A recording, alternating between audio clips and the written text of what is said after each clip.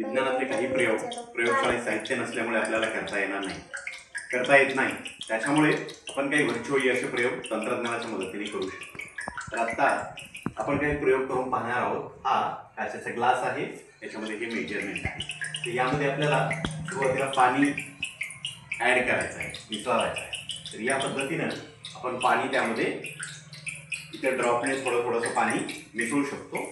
याचा स्पीड वाढवला तर या पद्धतीने हे तोटी फिरून इथे असं पाणी मिक्स व्हायला. आता याच्यात ऍसिड मुलांना अगदी मनोरंजक पद्धतीने असे प्रयोग करायला आवडतात आणि जेवढं आवश्यक आहे तेवढं पाणी आपण यामध्ये अशा पद्धतीने घेऊ शकतो.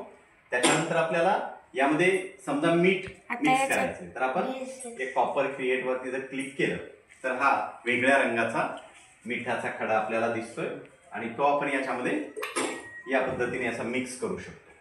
त्याच्यानंतर समजा ऑर्गॅनिक मधले काही पदार्थ आहेत की आपण शुगर त्यात ऍड केली. त्याच्यानंतर समजा आपण आता याच्यात साल्ट आल्मंड म्हणजे बदाम ऍड केला.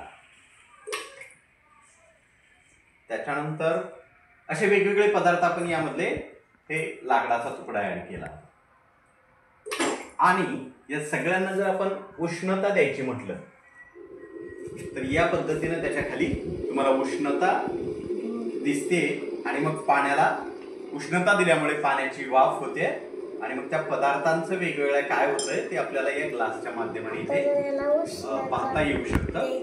सहजपणे करता येण्यासारखे हे छोटे छोटे असे प्रयोग आहेत. या तंत्रज्ञानाचा असा वापर आपण करण्याचा प्रयत्न केला तर मुलांना असे वेगवेगळे 50 पेक्षा जास्त प्रयोग आपण या टेक्नॉलॉजीच्या मदतीने उत्तमपणाने करू शकतो. काही वस्तूंना उष्णता दिल्यानंतर त्याच्या कसे निष्कर्ष निघतात हे या माध्यमातून आपण पाहणार आहोत. एक डिश आहे आपल्यासमोर, इथे आपण त्यामध्ये काही इथेनॉल मिक्स करणार आहोत.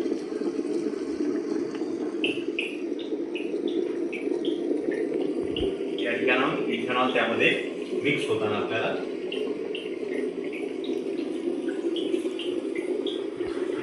त्या डिश मध्ये इथेनॉल मिक्स होते.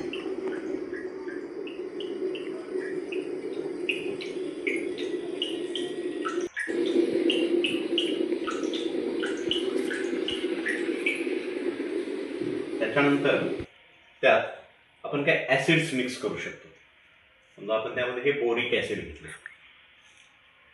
तर हे बोरिक ऍसिड या पद्धतीनं पाणी आल्यानंतर पाण्याचा इथून स्पीड पण तुम्ही कमी करू शकता.